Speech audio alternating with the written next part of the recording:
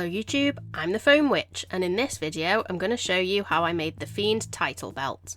This was a project I worked on in secret for about 3 weeks to surprise a friend, the attention-seeking geek. Go and check out his YouTube channel. And I was super happy with how it turned out. Before we get started, if you like content like this, please think about giving a like to this video and a subscribe to my channel. But without further ado, let's do this.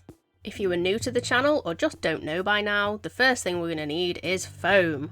So the next thing I'm going to do may upset some belt collectors out there who could be watching, soz, but I'm going to trace round a universal title belt that I have. This was just an easier way for me to know what size I needed to make the belt rather than drawing something and completely guessing. But I can confirm that no belts were harmed in the making of this video. Then it just needed cutting out and we've got the base for the belt. Next, I just made some paper templates and laid them on the base of the belt, mainly just so I can see where things were going to be placed once they were made. Then I just drew around them with my Sharpie, just so I knew where things were going to go once I stuck them down. I then took those paper templates and cut out the 4 strips that go on the front of the belt near the face, and then I stuck them down using contact adhesive. If you've watched a lot of my videos, you're going to know what's about to come next, but please make sure that you wear a respirator when you're using any contact adhesive because that stuff is super toxic.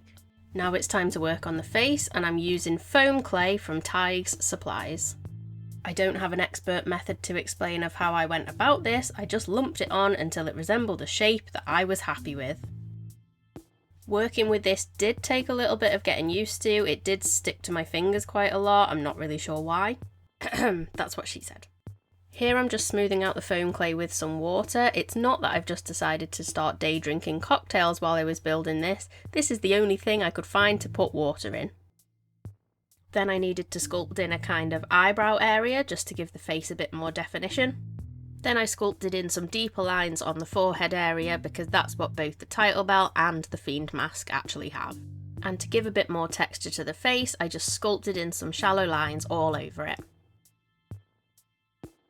And now to move on to the eyes. So I actually had a replica Fiend backpack that had these super cool eyes in it, so I actually sacrificed the bag and cut the eyes out, so RIP Fiend bag.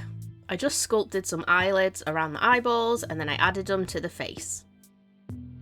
Then onto the big bottom lip, which was the easiest and fastest part of the whole face to sculpt. Then just adding some more texture lines to make it look a bit more realistic. And now it's onto his big gnarly teeth. Again, just sculpting them out of the foam clay and using the picture I'm building it on as a guide to get them to be the right shape. And I'm going to do exactly the same for the bottom set of teeth. And that gives him his award-winning smile. Then I'm just doing some infill to create the gums, nothing fancy here, just filling in the gaps. Then just creating some gum texture by poking the foam clay. Not forgetting the corners of the mouth where I just used the same method as the gums. And then I set the face aside for 24 hours until it was completely dry. Once it was dry, I traced around it on the base of the belt to mark out where the burnt face marks were going to go. Then I made sure to colour them in because I needed to know exactly where the lines were going to go for the next stage. And that next stage is using the terrifying wood burning tool that makes me always feel like I'm going to burn my house down. If you know the character of the Fiend, you know that he's got these burnt patches around his eyes and his mouth. And the best way I could think of to achieve this was burning the foam with the wood burner. And as you can see from the smoke that this is giving off, you need to wear a respirator when you're doing this because that smoke's going to be toxic, and anyway, smoking isn't cool.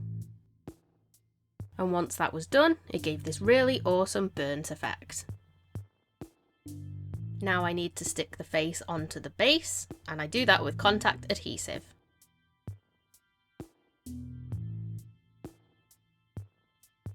This thing looks utterly silly right about now, but we're going to trust the process and hope that it turns out alright. Just adding some more foam clay to the top just to blend the face into the base a bit more. Face base, face base. And then I need to add the chin at the bottom. Again, no real method here, I'm not even putting this on neatly because it does need to look a bit misshapen, textured and messy. And again, adding more texture lines because if there's one thing that this belt is, it's highly textured. Now I'm just marking out where the veins of the belt are going to go. And again, just adding those on there with the same foam clay, just sculpting them out.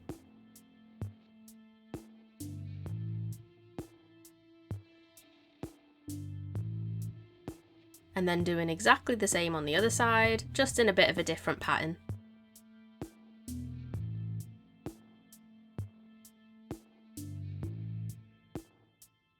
And now add in some smaller veins, which was really hard to do one-handed while I was filming.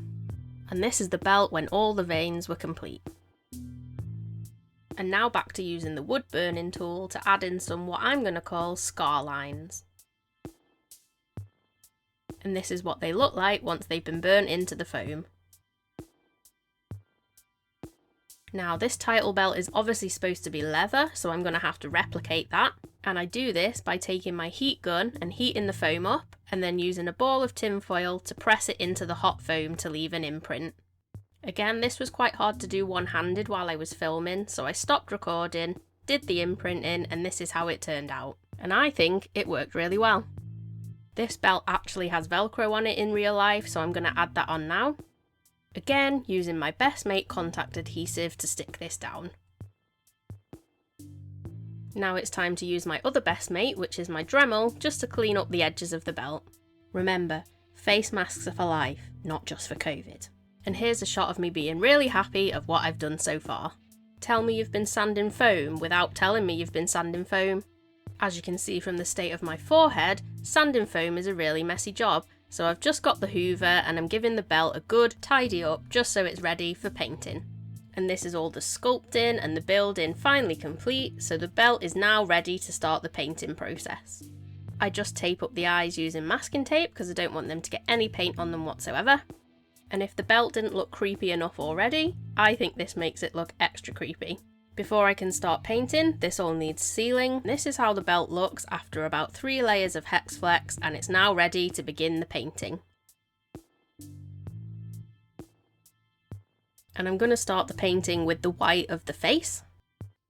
I just used a really old paintbrush to dab this paint on. I didn't do it in any neat method because this needs to look a bit patchy anyway. I then switched to a sponge brush just for the final layer to get a bit more coverage. And the white layer was then done, so it's time to move on to the airbrush. I'll be honest, I feel like I still don't really know what I'm doing when I'm using my airbrush, but this seemed to go okay. I just used a deep red acrylic paint which was really watered down to make it thin enough to go through the airbrush. And I just tried to replicate the patterns of red as best as I could to the actual belt. And I used the same red paint just to go over the veins on the sides. And that was the red shading done. I did go back and cover the lines on the forehead that I wasn't happy with, but I like how it turned out in the end. Now I can uncover the Fiend's absolutely beautiful shiny eyes because I'm not going near them with any paint anymore. And it's now gone from looking a little bit silly to starting to look a lot more legit. And here you can see where I painted over the red lines I did on the forehead, which was a really good decision because it makes it look a lot better. Now I'm just adding some real metal washers, and I'm just sticking these down with super glue. Now I paint the gums a light pink colour, and the bottom lip gets painted a deep red.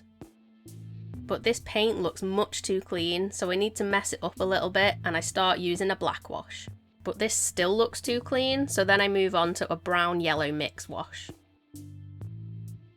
This did take a few layers, but it did get there eventually. Now it's on to the painting of the gnashes. I started with a pale yellow base, and then because his teeth are a bit dirty, I just built it up with different colours of yellows and browns and blacks, which you can see here. So now the only thing to do with the teeth is to outline them to make them stand out a little bit more, so I just used some black acrylic. And that's pretty much the painting of the face done. Now I need to paint on the words hurt and heal, which are on the straps by the face on either side. Hurt or heal, which one are you going to pick? Now I need to make some fake screws, so I just cut out some foam using a hole punch. These then got scored down the middle to make them look a bit more realistic. They got sealed with hex flex and then painted silver. I then stuck them all on with super glue. And this just adds that little bit more extra detail to make it look more like the real thing. Now the last bit of painting that needs doing are the words let and in, which are on the side straps of the belt. Again, to follow on with much of the making of this belt, this wasn't done in any kind of neat fashion because it does need to look patchy. And I really like how this turned out. Now all the painting is finished, it needs protecting, so I'm using matte clear coat Valor from Polyprops. Remember to wear a respirator. And this got 2 layers of the clear coat. Now the Fiend title has some extra embellishments in the form of real belts, so I'm also going to add some real belts, and I just picked these up off Amazon.